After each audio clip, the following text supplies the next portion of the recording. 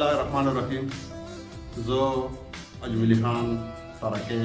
تاسو سره یو ځل بیا د فرمان ماشوم یو لږ غونته پیژنګلو کوم او هغه د پیژنګلو نه وته ځکه چې ټول خلک یې پیژني په ټوله دنیا کې او په ټوله چې پښتونخوا کې یو مشهور نوم لري. زه اکثر په دې پیجونو باندې او زیاتر د فیسبوک په لار باندې کوم ملګري چې ما سره ملاویږي شاعران نو هغوی یو لږ غونډه تنقید کوي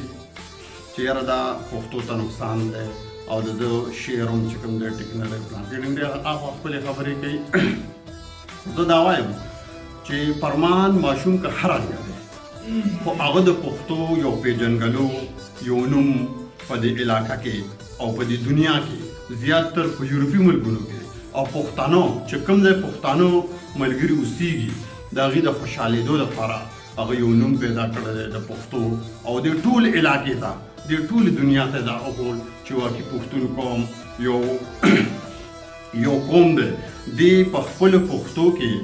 یو ښه نوم لري یو خپل ځای پیدا کړی دی. نو زه دغې ملګرو ته وایم چې دې تنقید هېڅ نشته دی. دا په دې کم عمر کې د اووم جماعت ماشوم چې کوم دی هغه دا ټوله دنیا داره چې کوم دی سوشل میډیا یو دماکه شوله په سوشل میډیا د پښتو دپاره او د پښتونخوا دپاره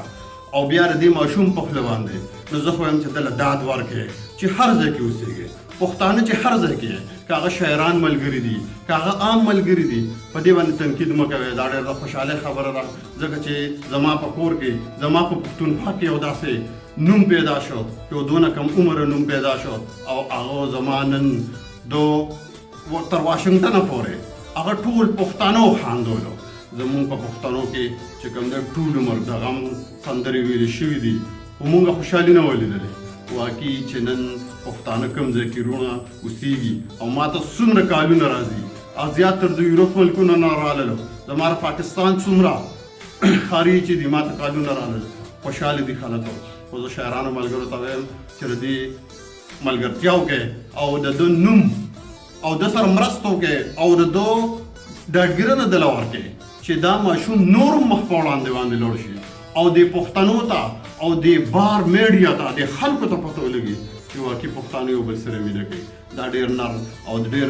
یو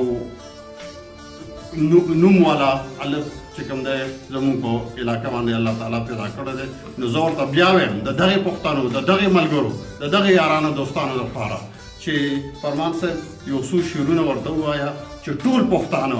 بیا یو ځل وخاندي او هغه چې په هر ګوټ کې دي چې مونږ ته یو ښه میسج راشي او زمونږ ملګرتیا وکړي. نو یو څو شعرونه ورته ډالۍ کړه.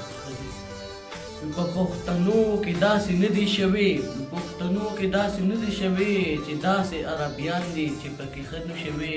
سم پرې نه پوهېږي د قرآن ټکې یې ویلې سم پرې نه پوهېږي د قرآن ټکې یې ویلې د غم مدرسه ده د قرآن ټکې یې ویلې او د فرمان د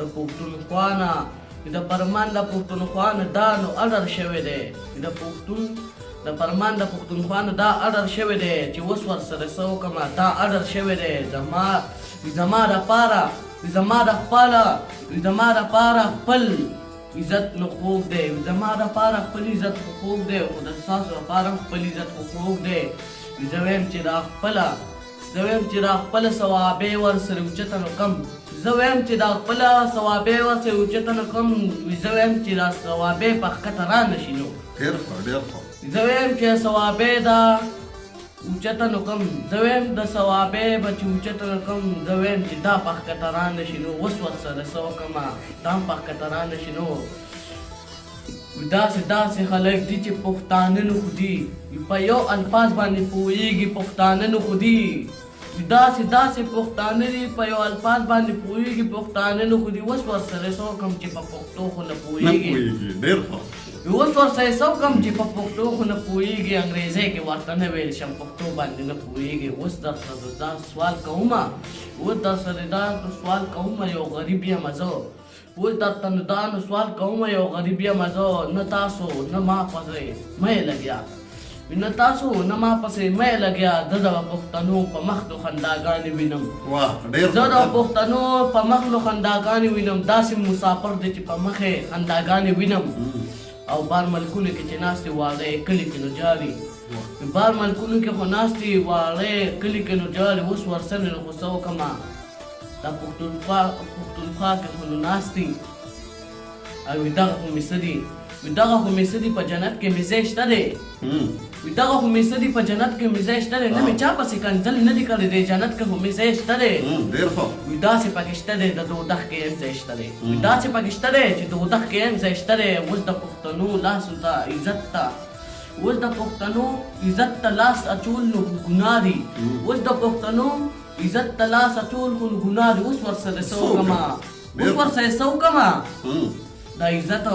او د خپل ژوند د هر چا له حقوق دی اوس ورسره څه وکړمه د عزت او ژوند هر چا له حقوق دی وي دغه هم فرمان دی چې غتم عزت خوږ دی او والسلام